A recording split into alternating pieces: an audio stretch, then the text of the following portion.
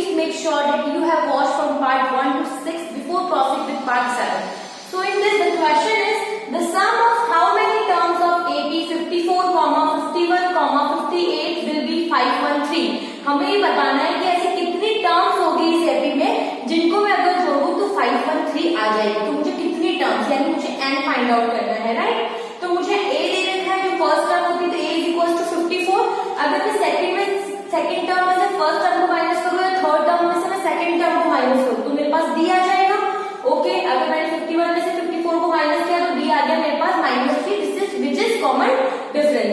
सम मुझे दे रखा है तो सबको जोड़ने पे सम ऑफ n टर्म्स आएगा 513। मुझे यहाँ पे n फाइंड आउट करना है। क्या फाइंड आउट करना है? n के कितने नंबर ऑफ टर्म्स को जोड़ूं तब जाके 513 आएगा। तो मुझे जो दे रखा है first I will put the formula of this. Sum of n terms का फॉर्मूला होता है n/2 2a plus n minus 1 d। Just simply put the value, sum of number की वैल्यू पुट कर दी एज इट इज। a की जगह 54, d की जगह -3। इसको इससे मल्टीप्लाई किया तो 108 आया। -3 into 8 -3 -3 माइनस का प्लस और 3 1 जा 3 अगेन, ठीक है। अब कुछ नहीं किया, मैंने 108 और 3 को 108 और 3 को जोड़ा तो 111 -3n और ये 513 मैंने उधर की जगह इधर करा है, कुछ चेंज नहीं किया इसमें। ओके, देन उसके बाद ये जो 2 इधर डिवाइड में है उधर जाएगा तो मल्टीप्लाई में हो जाएगा और इनको मल्टीप्लाई करेंगे तो ये आएगा और ये बाहर मैंने इसमें हाँ n को इससे मल्टीप्लाई किया तो 1 आया और 3n को n से मल्टीप्लाई किया तो 3n स्क्वायर आया। अब आपको क्या करना है, पूरा मैं इसको इधर लेकर आ गई हूँ तो यहाँ पे 1026 इक्वल टू 0।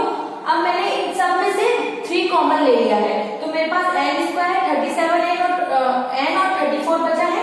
अब 3 को मैं इधर डिवाइड कर दूंगी तो 0 से डिवाइड होने पे 0 हो जाएगा। तो मेरे पास एक क्वाड्रेटिक इक्वेशन बन के आ गई। तो क्वाड्रेटिक इक्वेशन को हम बहुत सारे मेथड से सॉल्व कर सकते हैं। इसे हमने सॉल्व किया है कि हम ऐसा क्वाड्रेटिक इक्वेशन को सॉल्व करते हैं। ये जो n स्क्वायर का कोएफिशिएंट है वो हमारा a होता है, जो n का कोएफिशिएंट है वो b होता है और इसको कांस्टेंट को हम c मानते हैं। तो ऐसे कोई दो नंबर लेंगे जिनको मल्टीप्लाई करने पे +342 आता हो और प्लस माइनस करने पे -37 आता हो। तो वो दो नंबर है -18 और -19। जब आप -18 और -19 को मल्टीप्लाई करेंगे तो आपको 342 मिलेगा और -18 और -19 को आप जोड़ेंगे तो आपको -37 मिलेगा। तो कुछ नहीं, बस हमें -37 की जगह जो नंबर इनको मल्टीप्लाई है प्लस माइनस करने पे आगे रखें। इन दोनों में से मैंने n कॉमन लिया तो n -18 बचा है। इन दोनों में से मैंने -19 कॉमन लिया है तो n -18। आपको पता है कि क्वाड्रेटिक इक्वेशन में जो है ये दोनों सेम होने चाहिए। तो ये हमारा एक फैक्टर हो गया और एक n -19 फैक्टर हो गया। तो n की जब मैं n -18 को 0 के बराबर रखूंगी तो n की वैल्यू 18 आएगी और n -19 को जब 0 के बराबर रखूंगी तो n की वैल्यू 19 आएगी। तो n की दो वैल्यू आ गई। अब हम 18 टर्म भी निकाल के देखेंगे और 19 टर्म भी निकाल के देखेंगे। हमें पता है टर्म निकालने का फॉर्मूला क्या होता है, a plus n minus 1 d। तो a की वैल्यू रखी, सिंपली 18 टर्म निकालनी है, n की जगह 18 रखा। इसको आप जब सॉल्व करेंगे तो आपको 3 मिलेगा, राइट। जब आप 19 टर्म निकालेंगे सिंपल a और d सब की वैल्यू रख के तो आपको 19 टर्म 0 मिलेगी। मतलब कि 19 टर्म तो 0 है, तो जो 18 टर्म तक का सम होगा वही 19 टर्म तक का सम होगा।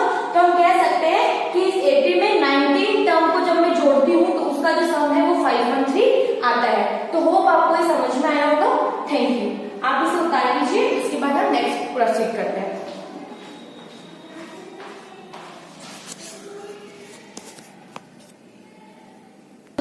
तो ये हमारा क्वेश्चन नंबर है, find the sum of the following.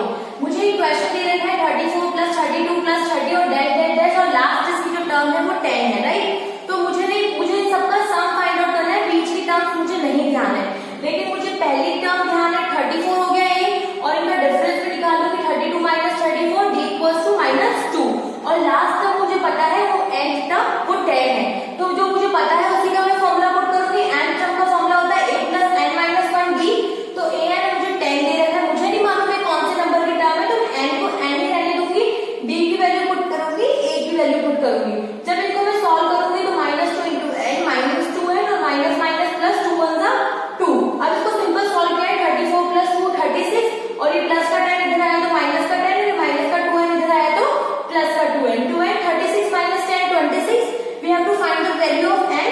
So just ये मल्टीप्लाई में है, इधर आएगा तो ये डिवाइड हो जाएगा तो n 30 यानी 13 नंबर है जिनका सम हमें निकालना है। अब हमें सम निकालना है तो we will put the formula of sum. मैंने आपको बताया था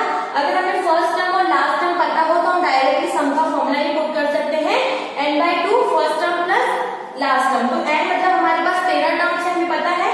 a यानी हमारी फर्स्ट टर्म, l यानी हमारी लास्ट टर्म 34 और first term 34 and last term 10। इसको सॉल्व करेंगे तो 34 प्लस 10 44, 13/2, 2 से कैंसिल हुआ 22 और 22 को 13 से मल्टीप्लाई करेंगे तो 286। तो ये हमारे 13 डिजिट का है, 13 टर्म का सम आ गया 286। Let's another example, find the sum of 20 terms. हमें यहाँ पे 20 टर्म का सम, हमें यहाँ टर्म्स दे रखे हैं कि 20 टर्म है, हमें उनका सम फाइंड आउट करना है और ये AP हमें गिवन है। तो फर्स्ट टर्म तो हमारा A हो गया, 4 में से 1 गया तो 3 इसका D हो गया। हमें सम निकालना है तो we will directly put the formula of sum. अभी हमने यहाँ ये वाला फॉर्मूला इसलिए नहीं लगा रहे क्योंकि वहां हमें लास्ट टर्म नहीं पता है, तो हम जो जनरल फॉर्मूला सम के लिए लगाते हैं वही फॉर्मूला हम यहाँ पे लगाएंगे। तो n यहाँ पे हमें 20 टर्म्स है तो n की वैल्यू हो गई 20/2, a की वैल्यू पुट करिए, b की वैल्यू पुट करिए, इसे सॉल्व करेंगे 2 1 जा 2, 20 माइनस 1 19 इंटू 3 और 20 को 2 से डिवाइड देंगे तो 10, 19 इंटू 3 57, 57 प्लस 2 59, 59 मल्टीप्लाई बाय 10 590। तो इस AP में जो 20 टर्म बनेगी उन 20 टर्म का सम होगा 590। तो होप गाइस आपको ये समझ में आया होगा। Thank you. आप इसे उतार लीजिए, फिर हम नेक्स्ट क्वेश्चन की तरफ प्रोसीड करते हैं।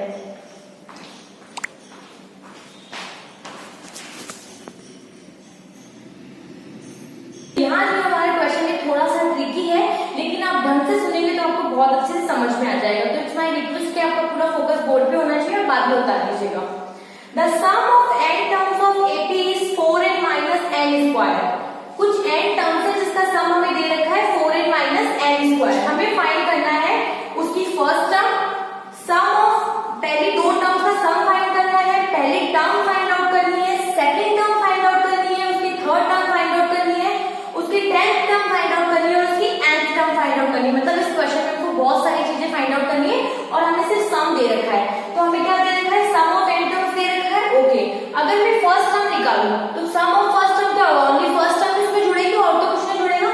तो मैं n इक्वल टू अगर 1 रख दूं तो s1 मतलब कि s1 को अगर मैं सॉल्व करूं, n की जगह 1 1 पुट करूं तो s1 3 आ गया।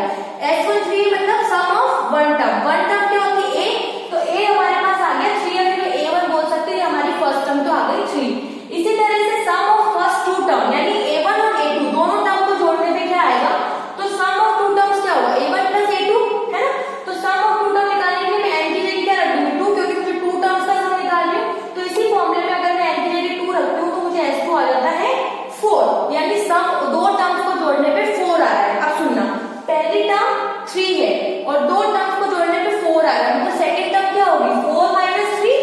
ये देखिए आपको मैं इससे समझाती हूँ, 1 सेकेंड। ये हमारा a1 है, ये a2 है और ये a3 है, राइट। अब ये बोल रहा है कि हमारे इन दोनों टर्म को जोड़ने पे जो है वो हमारे पास 4 आता है और ये अकेली टर्म हमारे पास 3 है, राइट। इन दोनों को जोड़ने पे तो 4 आता है, अकेली a1 टर्म 3 है तो a2 क्या होगा, ऑब्वियस सी बात है 1 ही होगा। तो a2 हमारे पास आ गया 1। अब sum of first 3 terms, first term, sum of first 2 term, sum of first 3 term, तो a1 plus a2 plus a3। तो वही n की जगह में अगर 3 रखती हूँ तो सम ऑफ 3 टर्म आएगा तो मेरे पास आता है 3।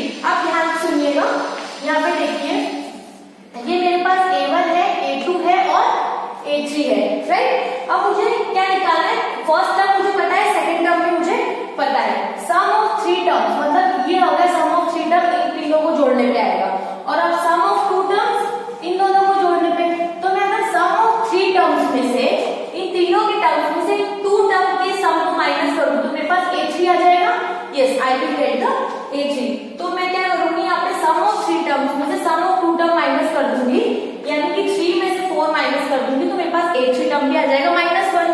तो देखिए हमारे पास a1 आ गया, a2 आ गया और यहाँ से हमारे पास ये a3 भी आ गया, राइट, -1। तो हमारे पास एक AP आ गई, पहला टर्म ये, दूसरा ये, तीसरा टर्म, ठीक है। अब हमें D पता चल जाएगा, जब मैं सेकंड में से फर्स्ट टर्म माइनस करूंगी या थर्ड टर्म में से सेकंड टर्म माइनस करूंगी तो 1 में से 3 गया तो भी -2 और -1 में से माइनस गया तो भी -2। तो अब मुझे क्या निकालनी है, nth टर्म निकालनी है। nth टर्म का फॉर्मूला होता है a plus n minus 1d। तो a की वैल्यू मुझे पता है, तो फर्स्ट टर्म होती है AP की, वो a हो गया। d मुझे पता है -2 और an वैल्यू निकालने में इसको सॉल्व करेंगे तो an इज इक्वल टू 5 - 2 है। अब मुझे एक और निकालनी है 10th टर्म। तो 10th टर्म के लिए तो कुछ नहीं, बस यहाँ पे क्या करना है मुझे 10th टर्म में सीधा n की जगह 10 रख के भी निकाल सकती हूँ। आप देखिए 2 इंटू 10 20, 20 माइनस 5 माइनस 15 आएगा।